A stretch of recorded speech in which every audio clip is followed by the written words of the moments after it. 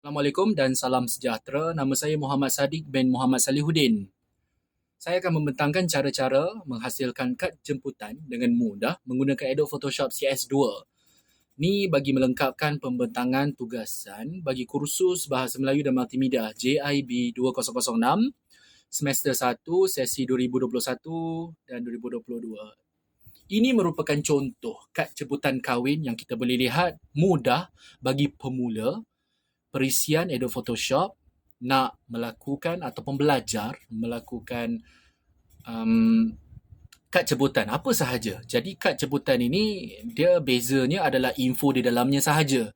Tidak perlulah ada format yang berbeza ataupun model gambar yang berbeza, kerana yang perlu itu ialah maklumat di dalam itu supaya pembaca tahu apa yang nak disampaikan. Pertama sekali, kita buka perisian Adobe Photoshop dan klik file di atas kiri dan tekan new untuk projek baru. Jadi dia akan keluarlah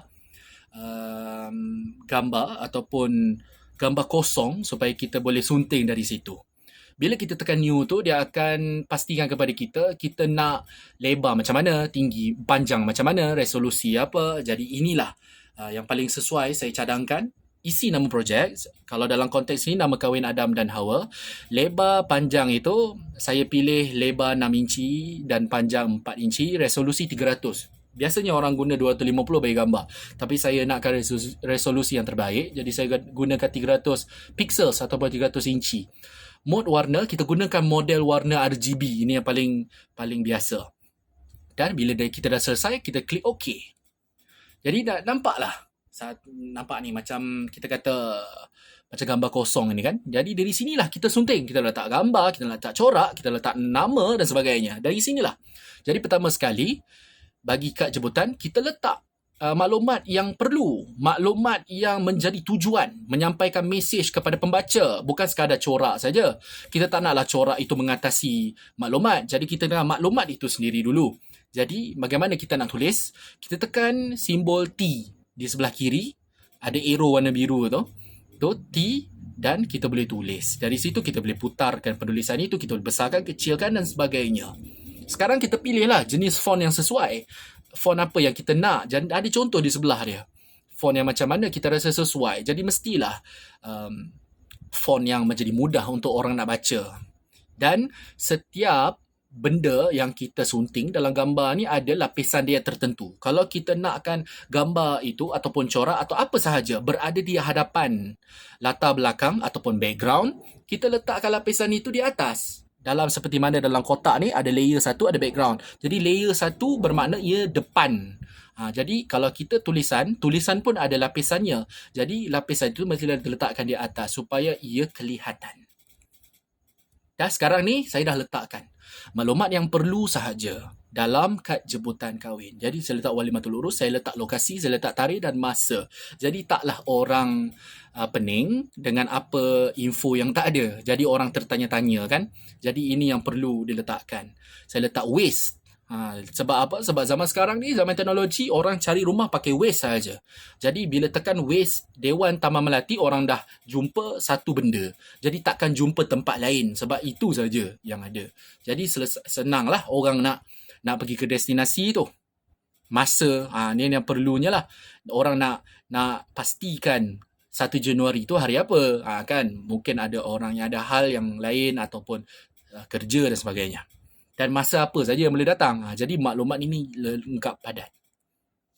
Saya nak cantikkan lagi walimatul urus yang di atas itu. Saya melengkungkan ia begitu. Macam mana nak buat? Saya tekan saja huruf T yang atas itu. Yang T dan bawahnya ada garisan melengkung. Dan dari situ keluarlah art ni, warp text ini. Jadi pilih art dan klik OK. Jadi dia jadilah begitu. Melengkung, walimatul urus melengkung. Cantiklah dalam satu kad jemputannya begitu. Selesai, kita susun teks yang kita nak letak tu. Susun je cantik dengan font, dengan kita kata saiznya yang sesuai dan sebagainya supaya ini selesaikan dahulu. Sebab ini yang menjadi tujuan nak sampaikan kepada pembaca. Pembaca tak tengok sangat corak. Corak itu sampingan mencantikkan penulisan. Yang pertama itu tulisan dulu. Bagi selesai, dah selesai gambar kan. Jadi sekarang ni kita letak corak lah. Corak bunga. Jadi mana nak cari corak bunga ni, cari saja di Google, tekan flower vector. Vector tu dia akan ada corak dan belakangnya berlatar belakang warna putih. Jadi bila kita simpan gambar itu dan kita muat naikkan ke dalam Adobe Photoshop kita ni, dia akan jadi macam itu. Ada projek baru pula di sebelah kanan itu kan. Jadi macam mana kita nak letakkan bunga itu sahaja dan buangkan latar belakangnya supaya bunga itu boleh diletakkan dalam projek. Caranya mudah. Kita tekan Magic Eraser Tool dan aplikasikan ia pada bunga. Jadi hilanglah latar belakang itu dan klik pada bunga dan seret ke dalam projek kita. Dia jadi macam ini. Ya, dia dah jadi macam itu. Kita boleh susun, kita boleh besarkan, kita kecilkan sesuai macam mana yang kita mahu dan mana yang kemas dan cantik. Sekarang ini dah selesai. Corak dah letak, penulisan dah ada. Jadi dah selesailah kad jemputan kita. Sekarang kita nak simpan pula. Jadi caranya macam mana? Kita pergi ke file sebelah kiri dan tekan Save for Web. Dia akan keluar macam ni. Yang terakhir sekali, kita nak simpan. Macam mana kita nampak ni? Betul ke? Kita dah pasti ke gambar ni? Kita boleh periksakan sekali lagi. Dah lengkap atau belum? Ataupun kita ada tertinggal ke? Jadi kita boleh cancel. Kita boleh batalkan dan suntingkan kembali. Jadi di bahagian atas kanan tu, sebelum kita nak simpan, nak buat turun, kita pastikan bentuk file ni macam mana. Bentuk file gambar yang paling sesuai adalah JPEG. Kita pilih yang itu. Dan kualiti kita naikkan ke 100%. Kita nak kualiti yang terbaik. Jadi gambar tu kita bolehlah kongsikan ke dalam WhatsApp dan sebagainya nanti. Sebab memang ni kad jemputan mesti kongsikan ke orang.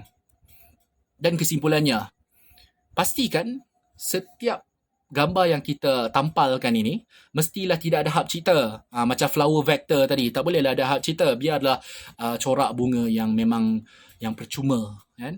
Barulah kita boleh simpankan ke dalam kita punya projek. Jadi pastikan juga penulisan itu diletakkan terlebih dahulu, kan? Nak bagi orang baca, nak bagi orang mudah faham dan sebagainya.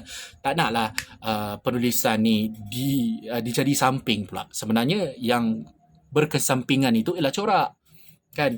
Penulisan itu yang utama sebab nak sampaikan mesej. Jadi inilah bagi pemula Adobe Photoshop, boleh belajar dan gunakan cara ni. Macam mana nak buat kad jemputan yang mudah dan akhirnya bolehlah dikongsikan ke dalam media sosial masing-masing. Terima kasih.